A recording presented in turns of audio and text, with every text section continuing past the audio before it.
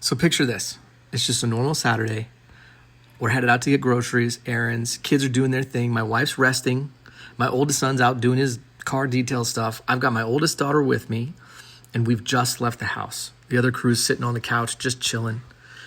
We've just left. We're about 10 minutes into our drive, and my phone rings, and it's my wife, and she is frantic. She's screaming. I pick up the phone, and she says this. She says, there is a rattlesnake on the back patio, and I think Moose, our dog, has just been bitten. My blood goes cold. Like, what would yours do, right?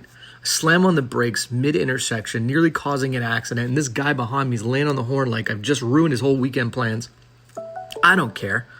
Man, I whip that van around like I'm Dale Jr. at Talladega in a 12-passenger van, no less. Tear back home, and I pull in the driveway, throw that thing in park before it's even stopped, bolt into the house. Thank God Moose is okay. He's not been bitten, but now I've got this problem, right? An angry, coiled rattlesnake just off the back patio, tucked under the shadow of the picnic table. He is rattling loud, and he's letting me know, you know what? You are already too close. And honestly, on that point, I think we can agree.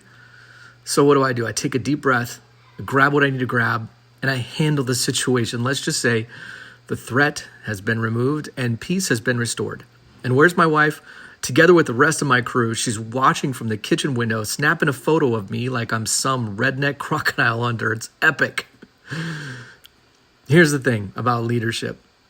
You don't get to schedule your crisis.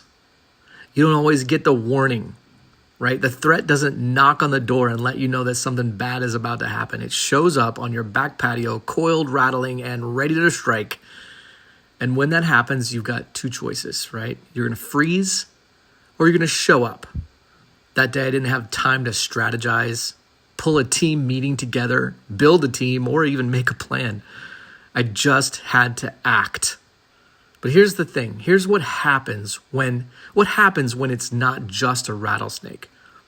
What about that slow threat in your organization? You know, that subtle breakdown, the culture drift, the burnout that just creeps in and you're just like, it'll be okay, right? How about those moments that require a decision and you can't quite face them alone? I see this time and time and time again. This is why vision or leadership is never meant to be solo. That's why we build teams, because someday that threat shows up and someone's got to move first. So let me ask you this. What is the rattlesnake on your back patio right now?